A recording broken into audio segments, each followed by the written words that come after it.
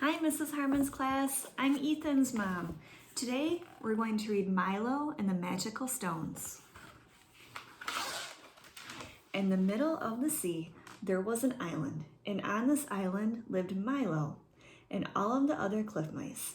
They loved their island. It provided them with food and shelter and protection from the rough storms that pounded the waves against the cliffs. During the summer, Milo and his friends worked hard gathering food. Sometimes they would take a break from their work and skip flat stones out over the sea. In the evenings, the mice would stretch out on the cliffs that had been warmed by the sun, and they would watch the stars in the night sky.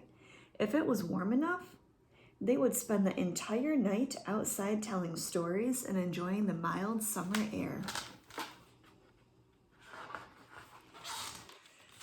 But when the first winter storms arrived, the mice would spend most of the time huddled in the dark, damp caves, dreaming of light and warmth. After one of these storms, Milo crept out of his cave looking for food.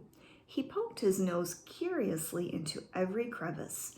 Then, in a particularly deep crevice, he saw something extraordinary. A strange glowing stone. Using a long stick, he carefully pried out the stone and carried it back to his cave. Milo was amazed to see that the darker it got, the more brightly the stone glowed. And not only did it provide light, it also gave off a comforting warmth. Happily, Milo curled up in the corner of his cave with his treasure. But he was not alone for long, because the bright light soon attracted the other mice. Everyone wanted a stone of their own. They asked Milo to show them where he had found his, but just as they were about to set off, wise Balthazar stood up and spoke. "Don't forget," he said, "the stones belong to the island. If you take something from the island, you must give something in return." Ending number 1, the happy ending. "Balthazar is right," said Milo. But what could Milo give to the island? He thought about it for many days, until at last he had an idea. He went down to the shore where the sea washed up all kinds of stones and looked for one that was about the same size as the one he had taken. He sat down and started chipping away at the stone. Curious, the other mice gathered around. Milo worked for hours until he had carved a beautiful sun into the stone.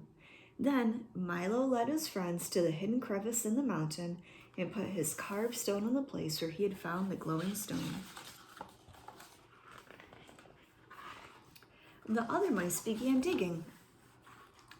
Directly below the crevice, they found a tunnel that ran deep into the mountains. The further into the mountain they went, the more glowing stones they found. Each mouse took one and carefully carried it home. Then, like Milo, they found ordinary stones along the shore and started to decorate them. Some mice carved, etched, or drew on their stones. Others wrapped them or decorated them with flowers, leaves, or roots. They created beautiful works of art, then carried them deep in the mountain and placed their gifts where they had found the glowing stones. From then on, the windy winter weather did not bother the mice, who snuggled happily in their bright, warm caves. Often they got together and told stories, just like they did in the summertime. These gatherings made the long, cold nights seem shorter and winter less damp and dark. Every year, the mice celebrated the beginning of winter. They met in Balthazar's cave and danced and sang. When it got dark, they took their magical stones on a parade along the cliffs as a special tribute to their beloved island.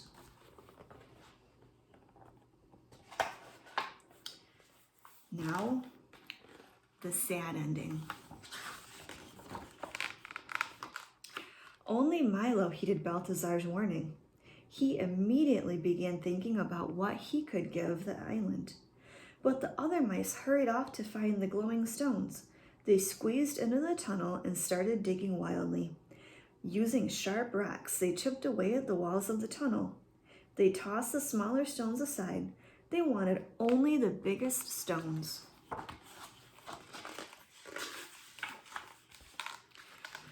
Then the mice dragged the glowing stones into their caves. They grew greedy and jealous, and they spent so much time worrying about who had the most stones that they couldn't even enjoy the comfort that the stones had brought to them. Milo watched his friend sadly. He worried about what Balthazar had said, and he wondered what would happen. He sighed. There was nothing he could do but get back to work on the gift he had thought of to give to the island.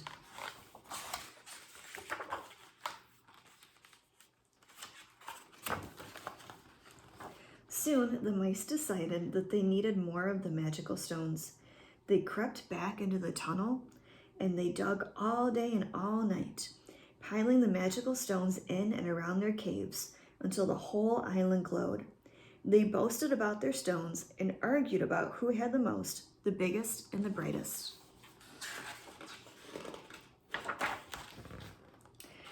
The mice were consumed with greed, and as they dug deeper and deeper, the walls of the mountain got thinner and thinner, and before long, the mountain was hollowed out completely. Then suddenly, with a thunderous roar, the mountain collapsed.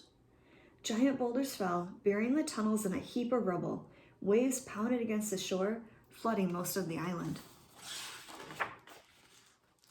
Only one cave was left. Inside, Milo and Balthazar crouched trembling in a corner. The stones could have brought such happiness, said Balthazar quietly. As he spoke, Milo went back to work, carving a stone to give to the island in thanks for the magical gift. The end. I hope you liked the story, Mrs. Harmon's class.